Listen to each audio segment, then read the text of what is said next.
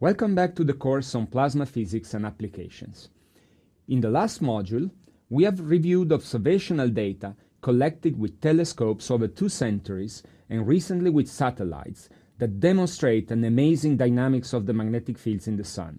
We have discussed properties of the sunspots, where the magnetic fields are extremely intense, and the global structure of the solar magnetic field, which reverses every 11 years.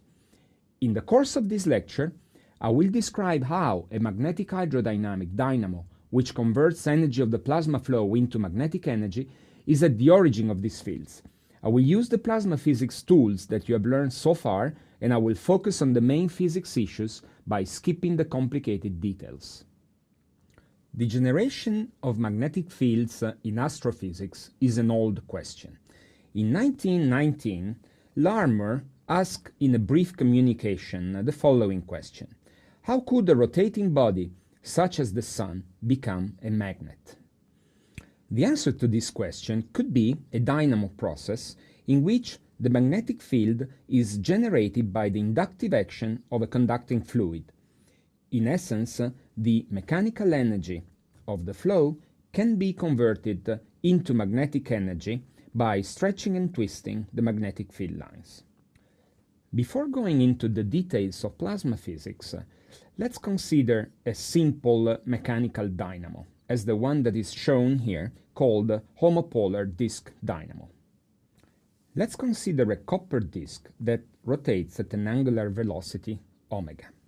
The rotation is externally driven, for example by a motor, by applying a torque to the axis of the disk. A wire, which is twisted about the axis as it is shown here, makes a sliding contact with the disk at points A and B. This wire can carry a current that we indicate with I, which is a function of time t. The magnetic field associated with this current has a flux phi equal to m times the current I, where m is the mutual inductance between the wire and the disk. The rotation of the disk in the presence of this magnetic flux generates a radial electromotive force which is equal to the angular velocity times the magnetic flux phi divided by 2 pi. This is due to the fact that a radius of the disk cut the magnetic flux phi once every 2 pi over omega second. The rotation of the copper disk therefore results in a potential difference between the axis and the edge of the disk. We can therefore write the equation for the circuit in the following way.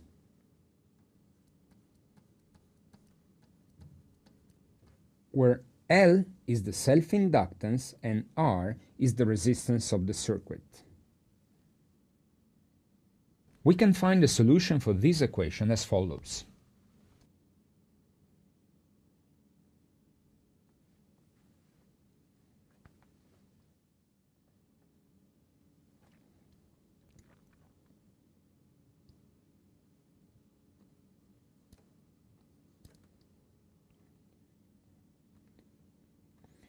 If we look at the solution, we note that if omega is larger than 2 pi r divided by the mutual inductance, the current will grow exponentially.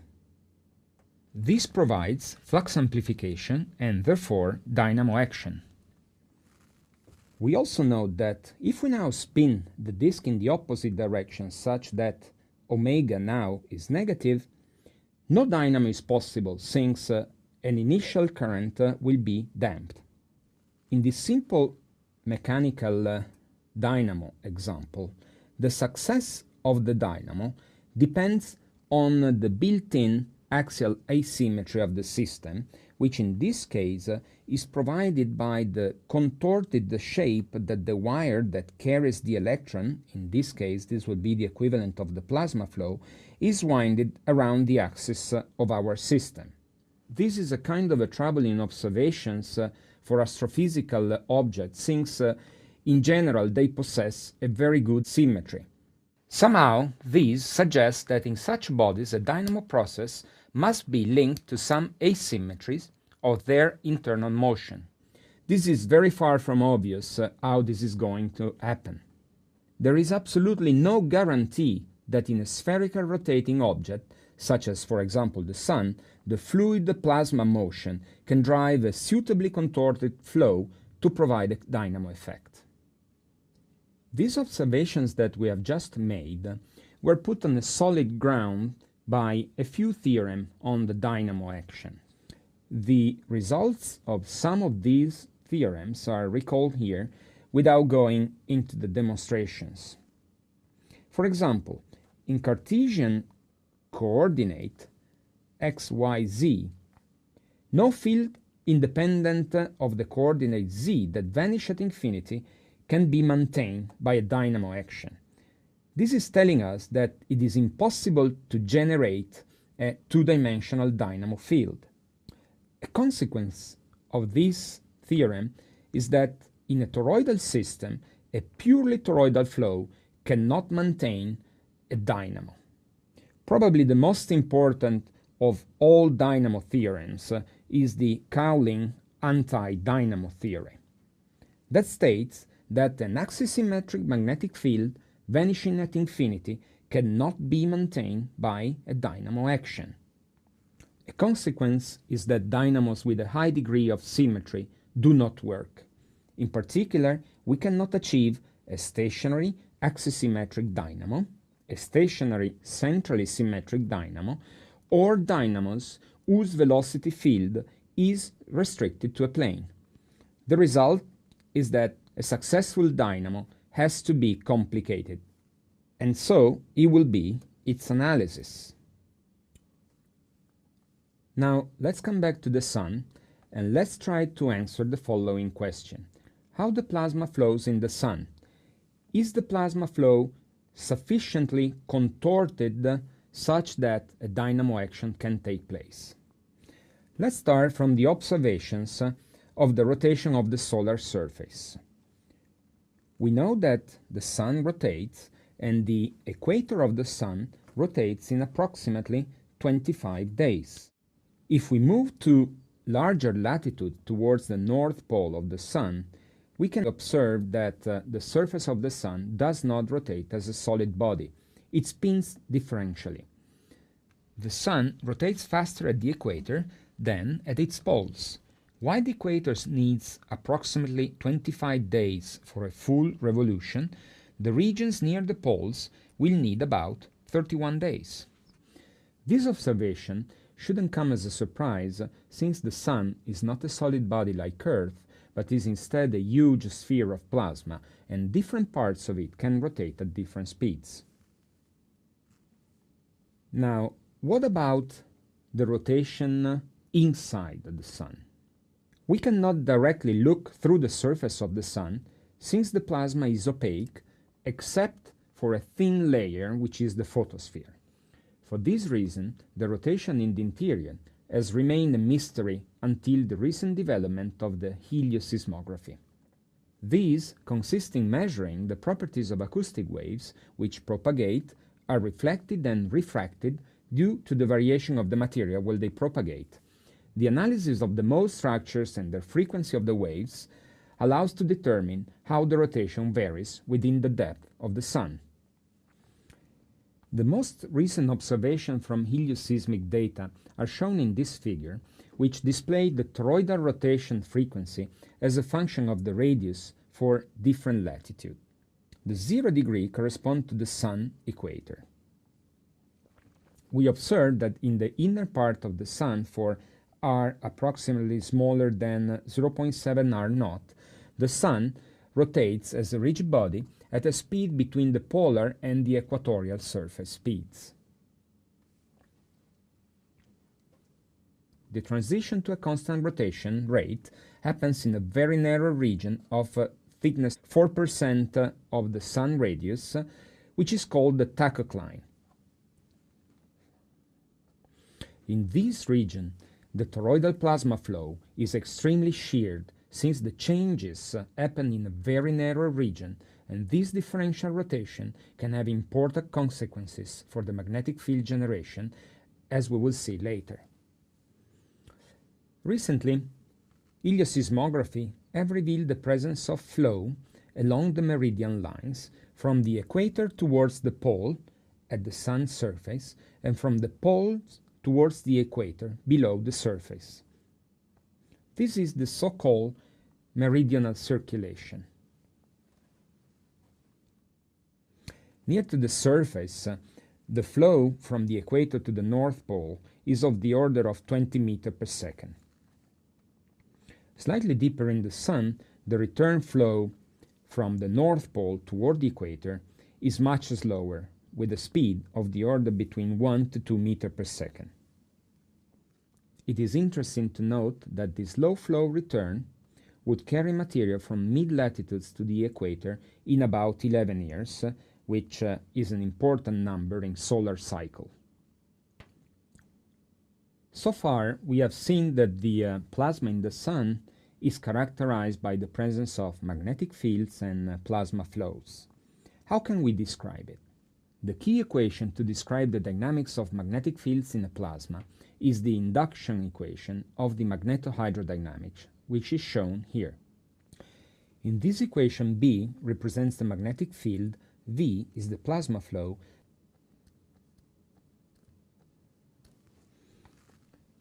and sigma is the plasma conductivity. This term, usually represented with the letter lambda, is the magnetic diffusivity, and in SI unit it is measured in meters squared per second. If we know the plasma flow and we know the velocity v, this equation provides the evolution of the magnetic field under some initial conditions. We can identify two contributions to the variation of the magnetic field. The first term describes a diffusion process which is produced by the conductivity of the plasma. The second term is a convection term and is produced by the bulk plasma motion with velocity v. Let's assume that B varies over spatial scale L and temporal scale tau. Let's now consider the MHD induction equation only with the diffusion term. We can do the following estimate and come up with the resistive diffusion time, which we can write in the following way. Since we have ignored the advection term, this resistive diffusion time will provide the timescale over which the magnetic field changes if diffusion dominates. Let's now consider only the advection term and ignore diffusion. We can use the induction equation and estimate the advection time in this way. The advection times that we have estimated provides the timescale over which the magnetic field would change if advection dominates the process. How can we decide whether diffusion or advection dominate the plasma dynamics?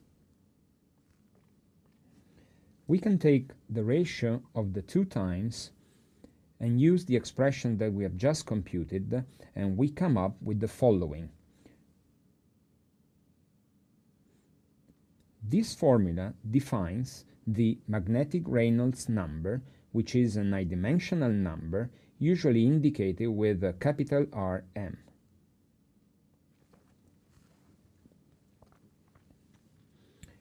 If the magnetic Reynolds number is much larger than 1, advection dominates.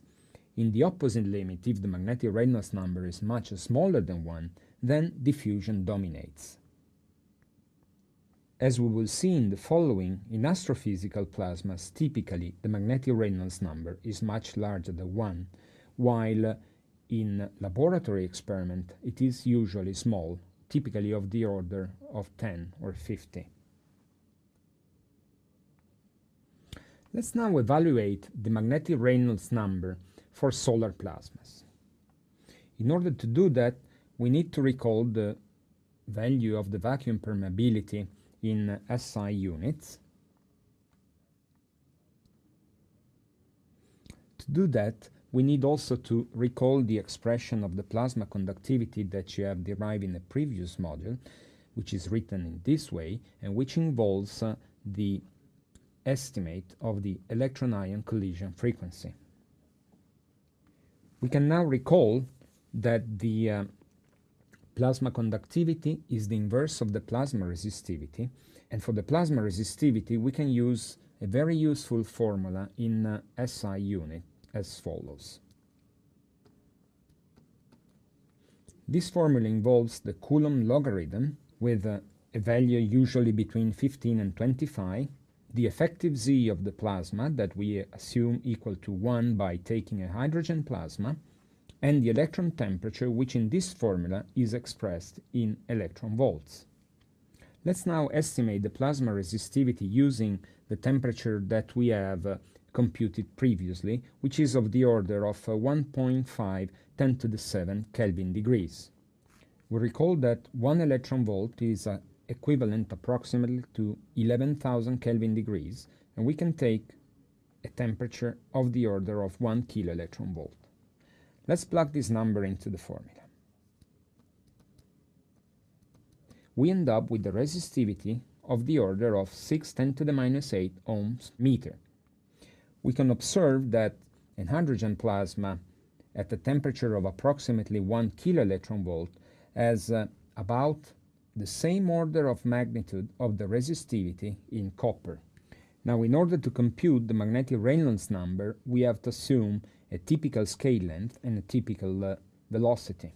For the typical scale length, we can assume the radius of the Sun, 7 10 to the 8th meters. And for a typical velocity, we use 1 kilometer per second, which is the typical speed of the plasma flow at the surface of the Sun.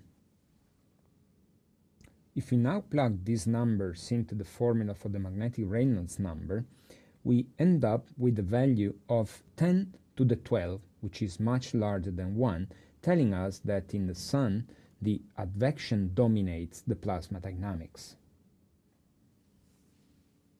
There is a note of caution, however. We have used as an estimate for L the radius of the Sun. Instead, L should be the scale over which the magnetic field varies. The result is that the magnetic Reynolds number is certainly overestimated. More precise estimates end up with values between 10 to the 6 and 10 to the 10, which are numbers much larger than 1, telling us that diffusion can be neglected in the dynamics of solar plasmas over such a large spatial scales, where advection dominates. Let's now explore some consequences of this large magnetic Reynolds number. Let's suppose that the magnetic field existed at the time when the Sun was born, and let's evaluate how long would it take for this field to decay by magnetic diffusion. We can compute the resistive diffusion time in the following way, and we come up with a number which is approximately 3 10 to the 11 years. This is an extremely long period of time, much longer than the 11-year period that we observe for the solar cycle. This is suggesting that a different mechanism, other than simple resistive diffusion, is needed to generate the solar cycle. One possibility is, of course, that the magnetic field is amplified by the plasma fluid motion, such that the mechanical energy of the flow is transformed into magnetic energy. In other words, we need a dynamo process. Now we'll see how this could be possible. For large magnetic Reynolds number, we have just seen that diffusion can be neglected, and this results in an important property for the dynamic of the plasma. You have seen in Module 3 that under this condition the flows and flux theorem holds. This implies that the magnetic flux through any closed contour in the plasma, each element of which moves with the local plasma velocity, is a conserved quantity. This, in terms, implies that the magnetic field line must move with the plasma. In other words, the field lines are frozen into the plasma. Let's now consider a flux tube, which is defined as a topologically cylindrical volume whose sides are defined by the magnetic field lines. Let's suppose that this flux tube is embedded into a plasma which has a huge magnetic Reynolds number. Let's suppose that now the plasma moves with a shear velocity field perpendicular to the flux tube. As a result of this motion, since the magnetic field lines are frozen into the plasma, the magnetic flux tube will be deformed. Let's suppose that the flux tube is characterized by a plasma with a particle density ρ. During its motion, the flux through the surface ds must be conserved since the magnetic field is frozen into the plasma and the frozen flux theory holds. At the same time, the total number of particles is also conserved during the motion, and the total number of particles can be expressed in this way. Putting together these two formulas, we obtain that the magnetic field is proportional to the length of the flux tube. The important result of this formula is that the magnetic field can be amplified by stretching a flux tube or a field line when the magnetic Reynolds number is much larger than 1. With these ingredients, let's now come back to the Sun and let's see how the first step of a solar dynamo may work. In this figure, the inner sphere identifies the position of the tachocline region where the solar toroidal rotation has a strong velocity shear. The Sun rotates in this direction and the north is indicated by this arrow. Let's start with the poloidal magnetic field, which is oriented in the meridian plane as shown here. This field could be, for example, a primordial magnetic field when the Sun was born. This is the initial state of our Sun. Let's see what happens after one toroidal rotation. Two ingredients are important here. The first ingredient is a huge magnetic Reynolds number, and the second ingredient is a shear toroidal rotation with the equator of the Sun spinning faster than the poles of the Sun. Due to the huge magnetic Reynolds number, the magnetic field lines are frozen into the plasma motion. Therefore, since the plasma motion has a shear toroidal rotation, the magnetic field line will be deformed in the following way, being stretched more at the equator than at the poles. After two rotations, this stretching effect at the equator will be amplified and the magnetic field line will look like this.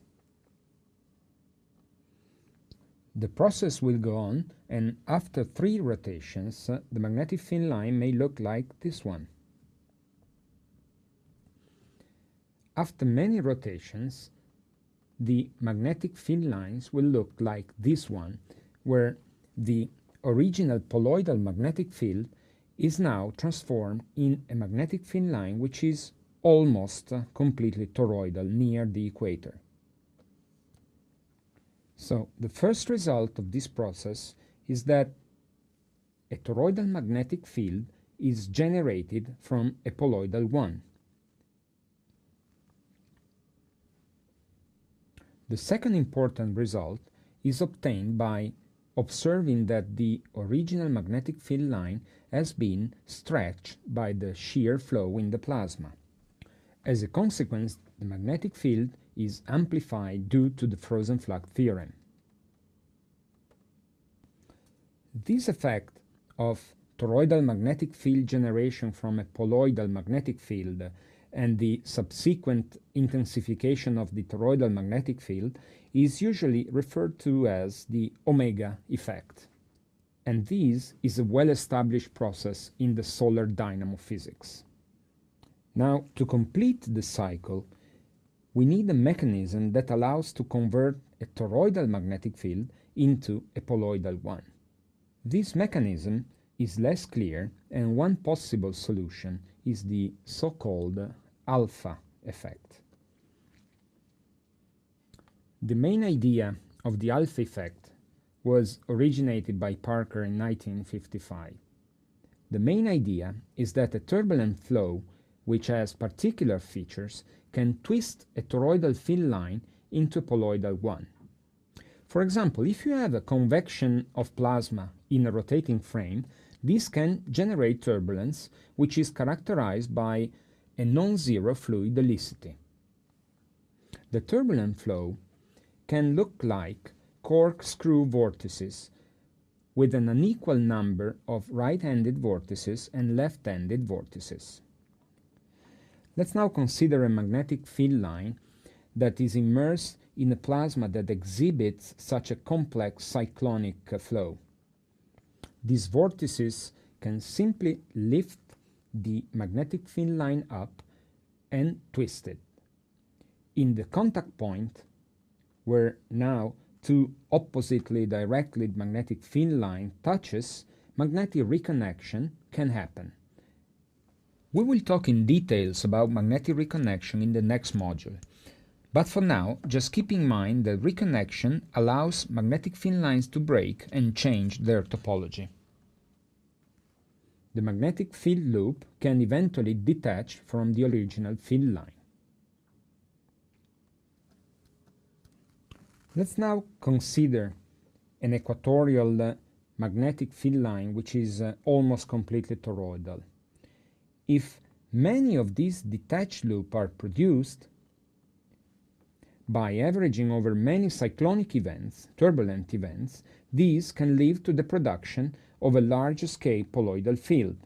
This can be observed in this figure, where the combination of many turbulent events results in an equivalent generation of a toroidal current, of a microscopic toroidal current, which in turn would produce a large-scale poloidal magnetic field.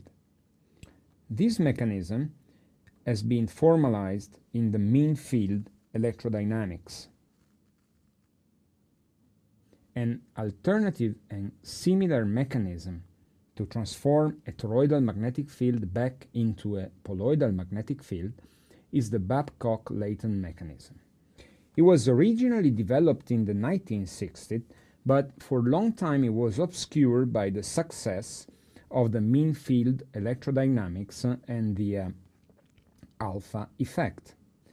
However, recently, over the cycle 21st and 22nd, the magnetograph provided evidence that the polar field reversal is triggered by the decay of magnetic field in the sunspots. At the first time, it was noted that the end result of the first stage of the dynamo mechanism could result in magnetic field lines, the so-called omega loops, which are toroidally oriented, which are extremely intense, of the order of 10 to the 5th Gauss. If the toroidal magnetic field in this field line is too strong, it is likely that turbulence cannot twist the magnetic field, and this would reduce the dynamo effect. This has produced in recent years a revival of the Babcock-Layton mechanism. To illustrate the Babcock-Layton mechanism, let's consider the initial state where only magnetic field lines, which are poloidal, are observed in the Sun, and they enter into the Sun from the North Pole and they exit from the Sun in the South Pole. The equator of the Sun is indicated here by the red line. As a result of the omega effect, we end up during the first stage of the dynamo process with omega loops, which are magnetic field lines that are purely toroidal, and they are oriented as shown here. In the northern hemispheres, the magnetic field is directed in the direction of the rotation of the Sun. In the southern hemisphere, the magnetic field points in the opposite direction.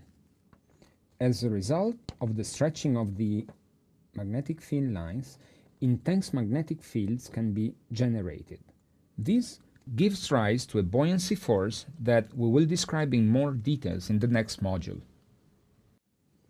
In the region where the magnetic field is particularly intense, the buoyancy force tends to lift the magnetic flux tube through the Sun's surface. By being lifted by the buoyancy force, the magnetic flux tube now can exit the surface of the Sun, forming two sunspots. We also note that the polarity of magnetic fields in these two sunspots is inverted. This inverted polarity in the sunspots is consistent with the Hayes law that we have seen in the previous module.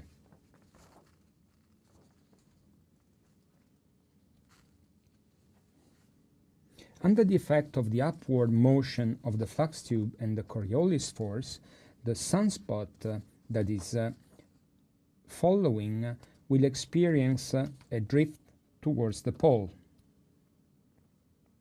This upward drift produces a tilt between the leading and the following sunspot, which is consistent with the Joyce law. The last step of this complex dynamo mechanism involves the transport of a decaying magnetic field towards the poles by the meridional circulation. Here, the magnetic field in the sunspot will eventually reverse the polarity of the pre-existing magnetic field. Is this the end of the story? Did we fully understand the dynamo in the sun? The answer is, of course, not. We have made a drastic simplification of the MHD system of equations by specifying a priori the form of the flow field, U, and deriving the corresponding magnetic field, B. We have tried to solve the so-called kinematic dynamo. Although extremely simplified, the kinematic dynamo problem has brought incredible results. This is due to the fact that, thanks to heliosysmology, we know with a good accuracy the two large-scale flow components, which are the differential rotation inside the interior of the Sun and meridional circulation at the surface of the Sun. The real problem to be solved is much tougher than the kinematic dynamo. Together with the induction equation, we should use the equation of motion, conservation of mass, conservation of energy, some equation of state, and of course all these should be coupled to initial and specific boundary conditions. This problem is obviously too difficult to be solved analytically, and numerical simulations are needed for the full dynamo problem. In this movie, what you're seeing is the longitudinal component of the magnetic field. Red corresponds to positive polarity and blue to negative polarity in a global convective dynamo simulation. After cropping the sphere, the time evolution shows the two main dynamo ingredients, the omega and the alpha effect. The omega effect is linked to the shearing of the large-scale differential rotation, and the alpha effect is linked to the twistive convective motion that regenerates the poloidal component of the field, hence closing the dynamo loop. In the early 1900s, the famous scientist Sir Larmor asked the question, how could a rotating body such as the Sun become a magnet? Today, we know that the answer requires a dynamo process that converts energy of the plasma flow into magnetic energy. In this module, we have reviewed the basis of kinematic dynamo and showed that two ingredients are key in this process: the large magnetic Reynolds number in the Sun, which results in field lines that are frozen to the plasma motion, and the presence of a complex velocity field with differential rotation. The omega effect allows the conversion of a poloidal field into a toroidal one, which is subsequently amplified. Some sort of alpha effect can then convert it back into toroidal field, thus resulting in a cycle that mimics the observed solar cycle. While the dynamo plays a fundamental role in the dynamics of the Sun, the opposite process, magnetic reconnection, is also at play, creating the most spectacular events in the Sun, such as the solar flares. This will be the subject of the next module, in which I will describe how magnetic flux tubes interact, and by reconnecting they can transform energy of the magnetic field into plasma kinetic energy.